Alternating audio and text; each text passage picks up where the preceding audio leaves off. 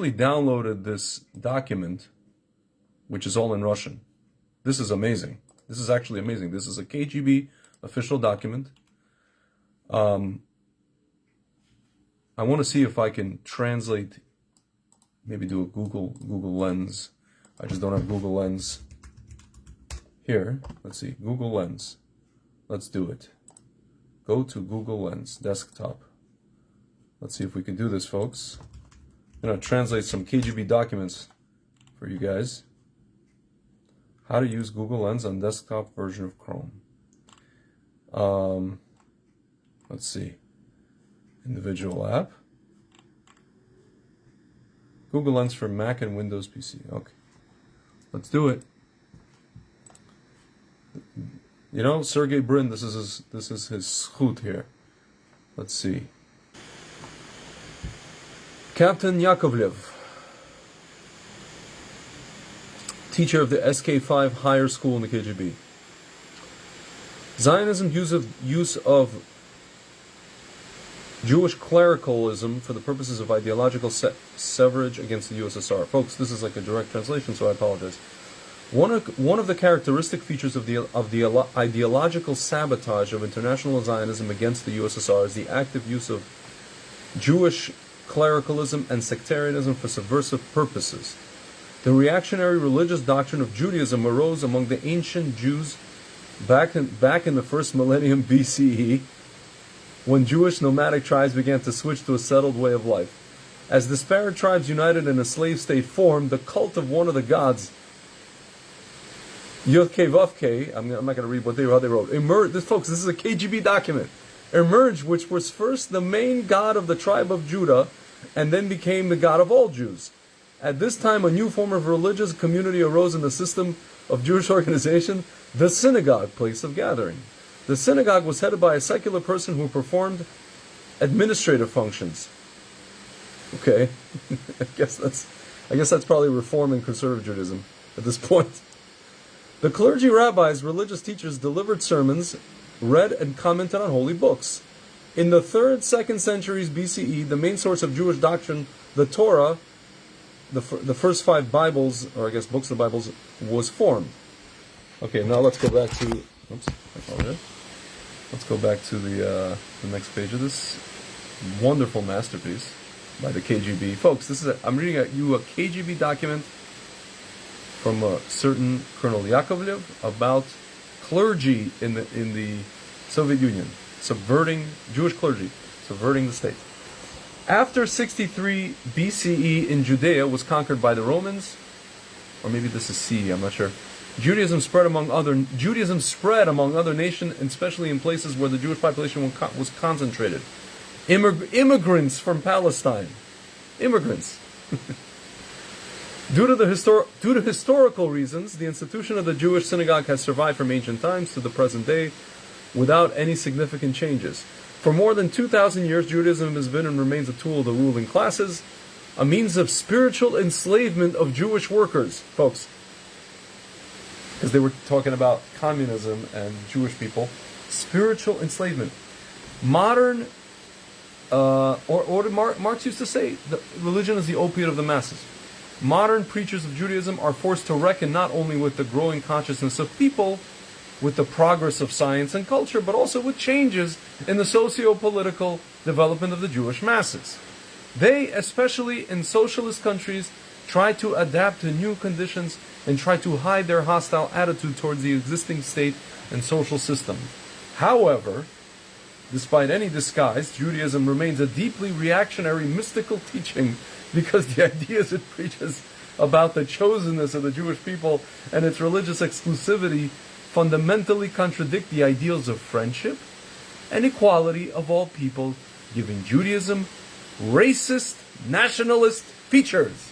Folks, this is a KGB document from 1974. I'm going to read this again.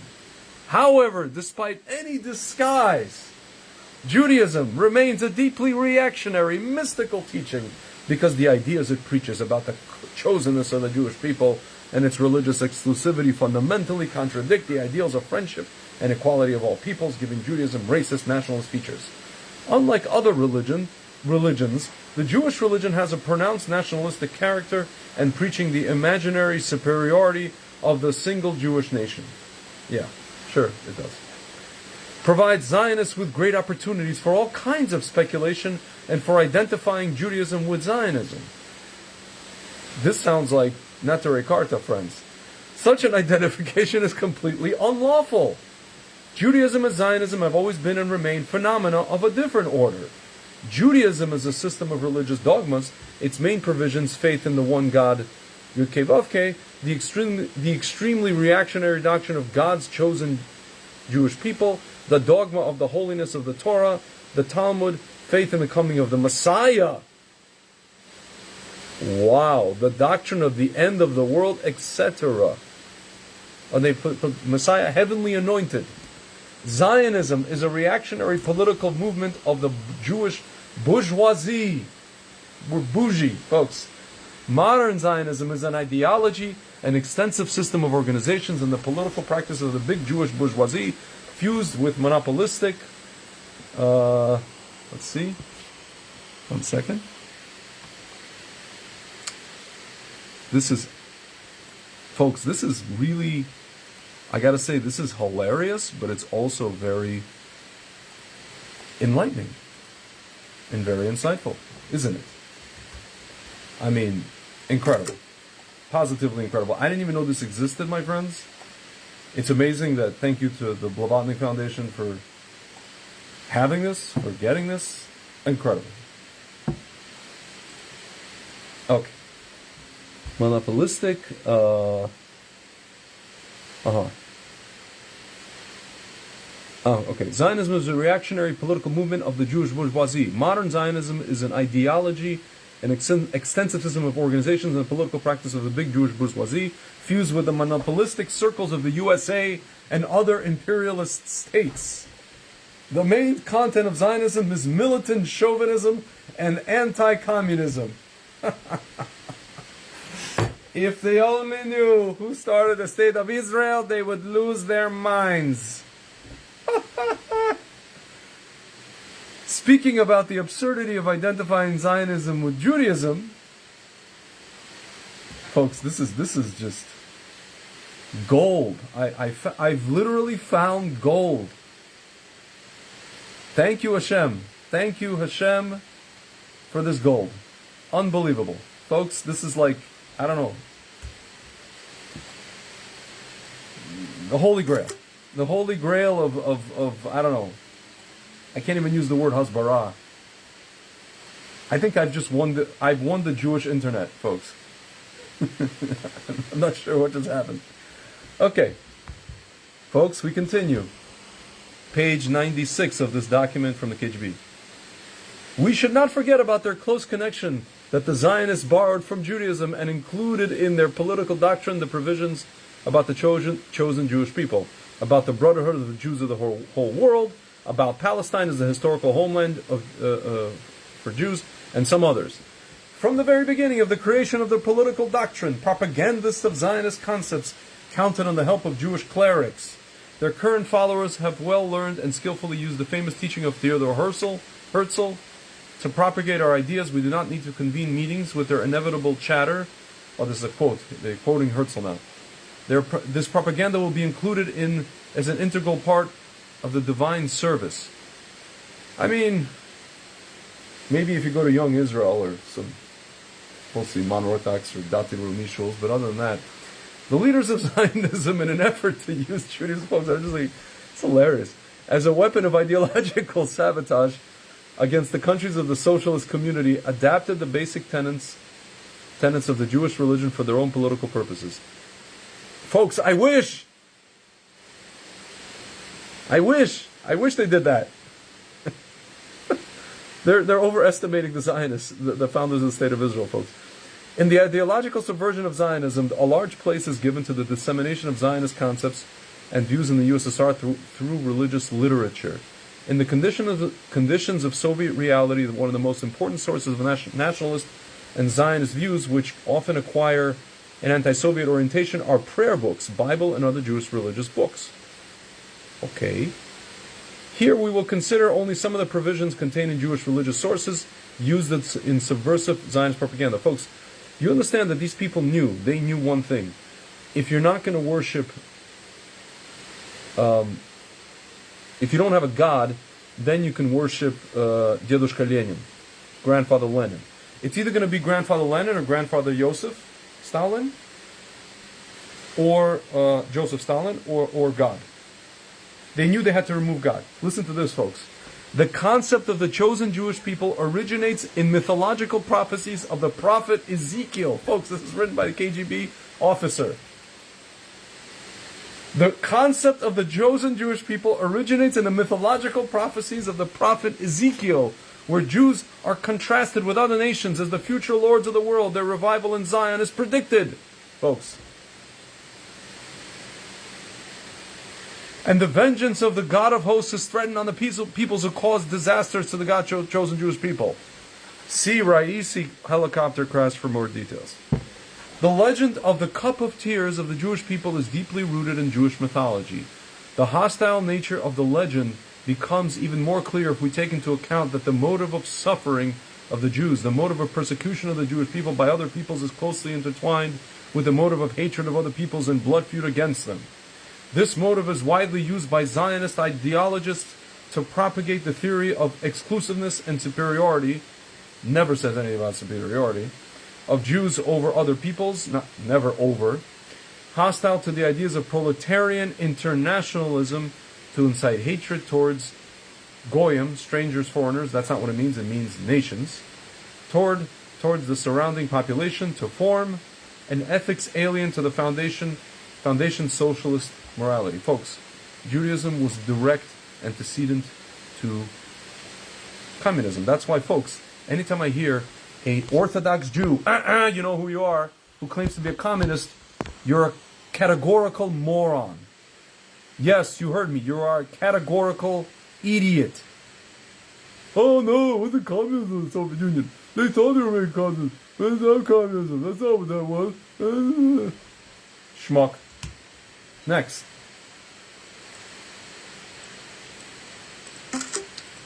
Let's see. Folks, this is I'm still in between translating these things for you. I am still in awe. I remain in awe. Astounding. Next. Okay. No? Translate. A call for the reunification of all Jews in Zion that is currently in the state of Israel. So, for example, in the prayer Musaf, in the Musaf prayer, folks, this is a KGB agent giving this over. In the prayer Musaf, read in synagogues on holidays, when there are especially many believers, there is a call to God to gather Jews from all over the earth and lead them to Jerusalem. The collection of prayers and teachings, Haggadah, Passovers, folks, this is something that wasn't allowed to... Folks, why do you think they banned religion in the Soviet Union? My grandfather kept Pesach in secret. The teachings, Haggadah, Pesach, simply promises the Jews that in the future they will certainly arrive in Jerusalem. V'shana haba Yerushalayim. Folks, I wonder if this stirred the emotions of any of these KGB agents. Maybe, who knows, maybe they have a Jewish mother, I don't know. You know that, what's his name, the guy, the premier of the Soviet Union, Andropov, his mother was Jewish. Another story.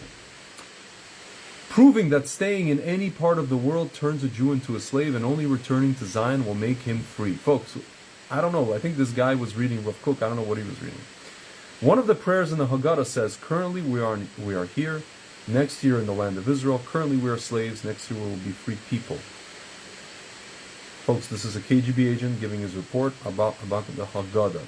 The hostile sound of this thesis is enhanced by the fact that immediately after this prayer, which is associated with the mythological exodus from Egypt, there are specific instructions that a Jew in every generation that is at the present time must consider himself as a slave and hope that only when he leaves for Israel he will become free, a free human. The Bible attributes the idea that the Israeli state is an ideal refuge for Jews to the prophet Isaiah, who anticipating modern Zionists, portrays the kingdom of Israel as some kind of idyllic place, where there are no rich and no poor, where peace and grace reign. These idyllic pictures, he's talking about the Messianic era, folks. I mean, he's writing about it. These idyllic pictures of completely coincide with those painted by Zionist propagandists who advertise modern Israel. The thesis about the universal brotherhood of the Jews, regardless of their class, social, and political differences, is contained in the prayer who perform miracles, Al Anisim, systematically read in synagogues. It speaks of the imminent return of the Jews in Zion, of unity, the brotherhood of the Jews scattered throughout the world, and of the fact that all Jews are comrades. The slogan, all Jews are comrades, is actively used by all Zionists. This reactionary thesis about the non-class community of all Jews is used by Zionists to drive a wedge between Jews and Soviet citizens of other nationalities, to push Jewish believers onto an anti-patriotic path hostile to the Soviet state and society. This thesis is also used to distract the Jews of the Soviet Union from communist construction, to create in them the idea that Jews living in the USSR are connected by ties of community with Israeli capitalists of Jewish origin, than with Soviet capitalist citizens of other nationalities. Zionists are particularly interested in the provisions of the Jewish... Folks, this is, I mean... I don't even know what to say. I really don't even know what to say. Incredible. Let's go to the next page. Let's see. Let me make this bigger so I can get the whole page in there. There we go. Amazing. Simply amazing. No, let me just take a picture of this whole thing, so we can see the whole thing in one shot, instead of wasting our time. Alright. And you getting it? Let's see. Okay. Folks, I just want to let you know, I know how to read Russian, but this is just easier for your purposes. I'm not going to translate.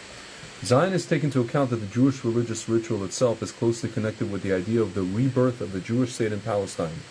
Even in the morning prayer, folks, this is again, the KGB agent looking at the prayer. Folks, you know what's so sad? Out of all the pro-Israel accounts, folks, I never heard people referring to the Shemona Esrei, the Amidah, our prayers, that we pray for these things. And we do pray for these things, and the KGB agent knows, and here he is talking about it. Even in the morning prayer, which a believing Jew reads daily, it is said, "Break and remove the yoke from our shoulders and lead us soon with our heads raised to our country." Similar calls and appeals are contained in all the Judean prayers and religious books. The Torah, books of the prophets, prayer books used in synagogues on the territory of the USSR, and Jewish religious ritual instill believers the racist idea of exclusivity of the Jewish people, their spiritual superiority over other nations of the world. Jewish literature, therefore, is a kind of legal means of propagating Zionist views hostile to socialism. Some works of fiction, ancient Jewish songs, proverbs, customs, ethical ideas imbued with nationalist sentiments also have a harmful influence. Therefore, the nationalist ideology of the Zionists affects a wide range of people, mainly in the family, everyday life, where positions are especially strong, I guess, in Jewish traditionalism. It should be noted that Jewish clerics were not always allies of the Zionists. At first, they even met Zionism with hostility. Folks, you got to understand something. KGB agents did their research. The ideologists of Judaism proceeded from the traditional idea linking the restoration of the Jewish state in Palestine, the coming of God's anointed Messiah, and therefore denied the legitimacy of human efforts to achieve the goal. He's talking about people who were against this pushing the state. Gradually, Jewish clerics in the West switched to Zionism. The so-called reformist Jews, were in opposition to Zionism for the longest time. However, in 1937, at their Congress in the USA, he quote Columbus, Ohio, in the Declaration of Principles, they recognized the ideology of the Zionists, of the secular Zionists, should I say, I'm saying this, and stood in solidarity with the idea of creating a Jewish state in Palestine as a center for Jewish culture and Jewish spiritual life. Currently, of the influential religious organizations, only the American Council of Judaism, with 20,000 members, takes an anti-Zionist position. Oh, they're talking about Aguda folks at that time. As the main goals of their activities, he puts forward the cleansing of Judaism from Zionism, support for the national and cultural assimilation of laws with other nations and peoples, and the exposure of Israel's aggressive policy against Arab countries. According to modern adherents of Judaism, every law, regardless of what country he lives in, by the will of the Lord, is a natural follower of the Jewish faith. Regularly held international Zionist congresses and conferences of rabbis invariably focus on the urge Jewish clerics of all countries the need to carry out coordinated activities, emphasizing that Israel should become a source of inspiration for Jews around the world, including the states of Eastern Europe. Therefore, the program documents of Zionist organizations contain calls to attract adherents of the cult to illuminate the meaning of Zionism in Israel. Characteristic in the sense are the recommendations regarding the activities of the Israeli media adopted at the 28th Congress of the World Zionist Organization in January 1972 in Jerusalem. In particular, since one of the goals of Zionism is the organization of immigration and settlement of immigrants in Israel, it was recommended to build information programs for the countries of Eastern Europe according to the principle, quote, in order to return to the promised land, it is necessary to return to Judaism. The Zionist Congress called on its supporters around the world to introduce young people to the values of Judaism and Zionism. Israel Broadcasting received special recognition from Congress for its efforts in promoting Jewish traditional values, especially Zionism. Foreign Zionists pay great attention to the search of specific perpetrators of ideological sabotage on the territory of USSR from among the believers. In places where the Jewish population is concentrated in the USSR, synagogues and Jewish religious communities are used by emissaries of foreign Zionist centers and organizations as a legal cover for carrying out subversive activities aimed at inciting nationalist sentiments and spreading anti-Soviet fabrications. Most often, people of clergy come to the USSR as emissaries who, using the gullibility of believers, establish contact with people interested in enemies' minions. Not minyanim, minions, M-I-N-I-O-N-S. For example, over the past 10 years, this is written in 1974, so from 64 to 74, USSR has been repeatedly visited by tourists by American rabbis Bronstein, Harry Feiner, John Doloff, Tverskov, Human, I don't know what this is, and others who have extensive connections in the Zionist organizations of the USA, in the State Department and diplomatic missions in a number of countries. They use their trips to the USSR to establish contacts with believers and indoctrinate them in the Zionist spirit, agitate for immigration to Israel, and also collect slanderous information about the situation of Jews in the USSR. Yeah, like Jews getting arrested, slanderous information, or being like put in, just having their rights taken away completely, or it's just like systematic anti-Semitism not being led at the university. Yeah, slanderous. Bronstein was the most active. He is one of the leaders of the American Zionist organization. I guess Schweig nicht, don't be silent, whose task, according to him, is to provide material assistance to Soviet Jews, conduct propaganda for leaving for Israel, and obtain information about immigration sentiments. Let's go to the next page. Folks, this is just, in the words of Billy Crystal, marvelous. This is just marvelous. I'm gonna just read this part about religion, and then we'll just an excerpt. I mean, this is a whole document here about different activities and places, and I just wanted to read this one because it's probably the most relevant one, really. I mean, think about it. I mean, just so you understand, and then I'll tell you guys a secret, and then I'll go watch the Rangers game because this is very exciting.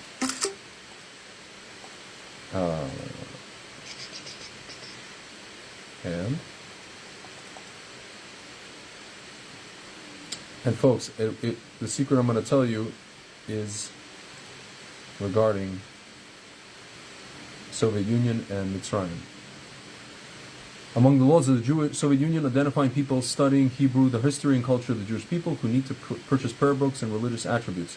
In the USA, Bronstein organized the public of a weekly leaflet which covered the life of the Jewish population of the Soviet Union from a biased perspective. Folks, you understand that if you learned Hebrew or Torah in secret in the Soviet Union, you would be arrested. I know people who were arrested. Rabbi Katzin was one of them. They almost arrested him. In this regard, the rabbis sought to select individuals in various cities of the USSR who will become informants for the American Zionists.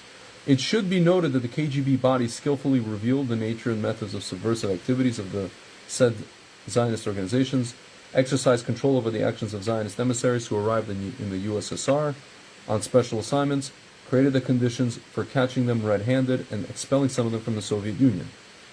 Folks, for those of you joining now, I'm reading an actual KGB document with regards to Zionistic activity in the Soviet Union, and this is an excerpt talking about rabbis and Judaism, how it was used to incite against the Soviet Union. And this is a KGB officer giving his report to his colleagues.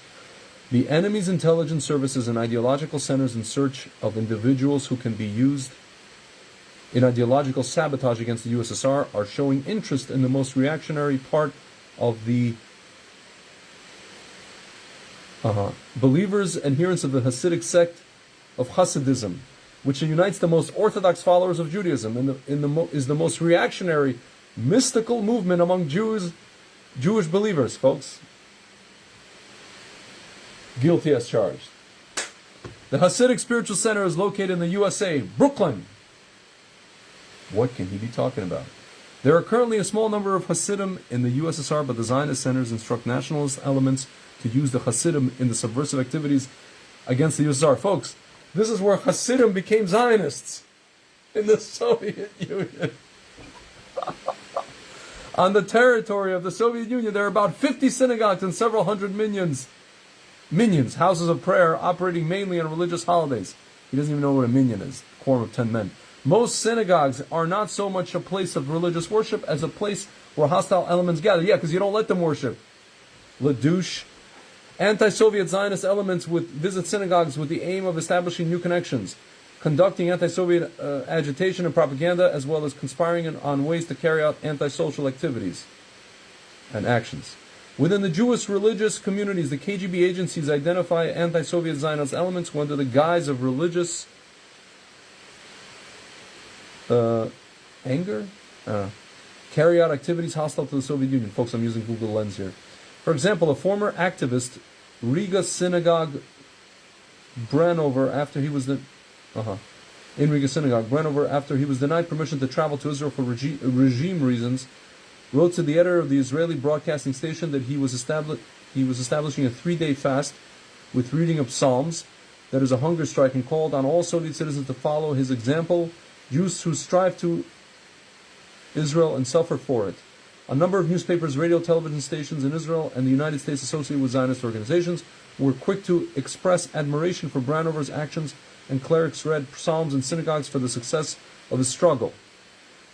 Reactionary Jewish clerics cultivate nationalist traditions among the Jewish population, attract intellectuals and especially young people to synagogues, and spread slanderous fabrications regarding internal and ties to the Soviet Union, Cases have become more frequent when external people, pro-Zionists, teach religious doctrine to young children at home, bring them to synagogue on holidays, and perform religious rituals. Foreign clerical circles are making significant efforts to revive religious activity in the USSR. Folks, this is a fact. This was a fact. In places like Samarkand, Moscow, Kiev, other places. So the hostile activity of Jewish clerics on the territory of the USSR is carried out along the following main directions. Number 1, establishing connections with foreign Jewish clerical and Zionist organizations for the purpose of transmitting tendentious and slanderous information about the situation of the Jews in the USSR, aka the truth. Number 2, carrying out hostile Zionist propaganda, inducing emigration sentiments among Soviet citizens of Jewish origin, preaching loyalty to Zionism and the state, and slanderous Israel. The spread of the fabrications about the situation, believers in the USSR, about the national policy of the Communist Party and Soviet Union. Soviet government, sorry. Number 4, attempts to revive Jewish religious traditions to attract young people of Jewish origin to the synagogue with the aim of educating them in the clerical nationalist spirit. State bodies have important security of the USSR important tasks to identify foreign Zionist organizations using Jewish clerics to carry out ideological sabotage against the USSR, to suppress their subversive activities, to thwart the attempts of international Zionism to turn foreign Jewish religious organizations into an instrument of ideological sabotage against the USSR, encouraging leaders of foreign Jewish organizations to refuse cooperation with imperialist intelligence services, on the use of progressive religious organizations advocating anti-Zionist positions in the fight against the ideological subversion. We're talking about kapos, my friends. Subversion of Zionism. The responsible task of the KGB bodies is also to participate, together with the party, state, and public organizations, in preventive work among members of Jewish religious groups who allow politically incorrect manifestations, and to provide assistance to party and Soviet bodies in carrying out targeted anti-religious propaganda. Folks, they had those people in the Moscow shul, basically people who were helping the Soviet regime. Moles, if you will. See, now this talks about this talks about the whole mole work. This is the work with the agents of Jewish nationality, kapos, against religion, folks. This maybe I'll read next time. It's important, but I'll read it next time, folks. This is just incredible. For those of you guys who actually want to see this document and download it, I'm going to post a PDF here. And what I recommend you do, go to Google. For those of you who don't speak Russian or don't read Russian, go to Google, I guess, Photos. Type in just Google Photos, and then you'll see a little, Google Images, I apologize. And then you'll see a little, it's like a little camera icon on the right-hand side of the search box. It says, and you pan over to go, it'll say search by image. Let me show you. So you go, this is Google Images. You go to search by image, and then you'll just try to screenshot. This is the document, and you can translate. So you'll plug that in. I don't want to do it now, but you'll translate the document so you can read it. Incredible stuff, folks. This is an official. Yeah, here. See, this is the cover. Scroll all the way up here. A second. This is an official KGB document. There's a KGB emblem.